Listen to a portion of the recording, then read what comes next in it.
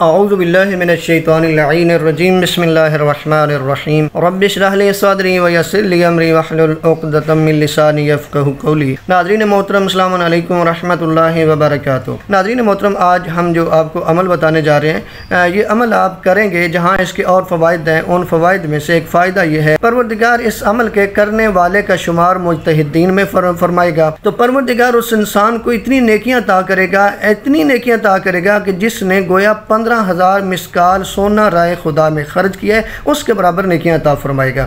اب چلتے ہیں روایت کی طرف۔ امام محمد باقر علیہ السلام نے بیان فرمایا کہ رسول خدا صلی اللہ علیہ وآلہ وسلم کا ارشاد ہے، رات کے وقت 10 آیات کی جو تلاوت کرتا ہے وہ غافلین میں شمار نہیں ہوگا، یعنی گمراہوں میں شمار نہیں ہوگا۔ جو 50 آیات کی تلاوت کرتا ہے، پروردگار اس کو ذاکرین میں قرار دیتا ہے، یعنی خدا کا ذکر کرنے والوں میں اس کو شمار کرتا ہے۔ جو 100 آیات کی تلاوت کرتا ہے تو پروردگار اس کو اپنے اطاعت گزار بندوں میں شمار کرتا ہے۔ تو جو انسان 200 آیات کی تلاوت کرتا ہے تو پروردگار اسے خدا سے ڈرنے والے لوگوں میں شمار کرتا ہے۔ جو انسان 300 آیات کی تلاوت کرتا ہے تو پروردگار اس کو کامیاب افراد میں شمار کرتا ہے۔ اور جو بندہ 500 آیات کی تلاوت کرتا ہے تو پروردگار اس کو مجتہدین میں شمار کرے گا۔ امام محمد باقر علیہ السلام بیان فرما رہے ہیں کہ 1000 آیات کی تلاوت کرنے والے کو اس انسان کی نیکیاں دی جاتی ہیں جس نے گویا 15,000 مسکال سونا رائے خدا میں خرچ کیا ہے۔